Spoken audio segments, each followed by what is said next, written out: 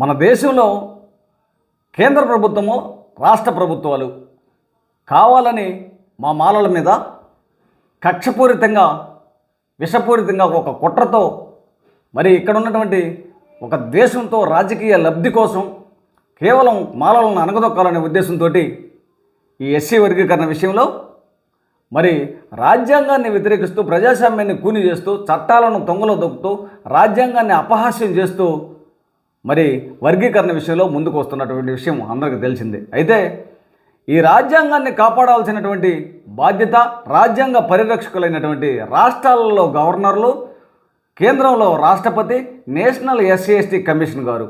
మీరు వాస్తవంగా రాష్ట్ర ప్రభుత్వాలు ఈ దేశంలో ఏ రాష్ట్రంలో ముందుకు రాలా వర్గీకరణ చేయడానికి, కేవలం ఈ 2 తెలుగు రాష్ట్రాల్లోనే ముందుకు రావడం జరిగింది.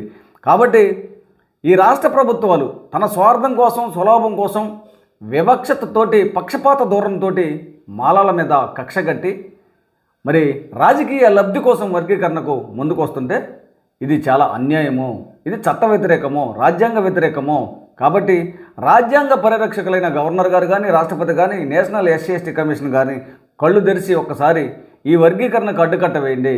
లేకపోతే మరి ఈ యొక్క వర్గీకరణ వ్యతిరేక ఉద్యమం రాష్ట్రాలను దాటి మరి దేశవ్యాప్తంగా ఉద్యమం ఉధృతంగా చేసి రాజ్యాంగాన్ని పరిరక్షించుకొని రాజ్యాంగం ప్రకారం మాత్రమే దేనికైనా తలొగ్గిపోతామని తెలియజేస్తున్నాను.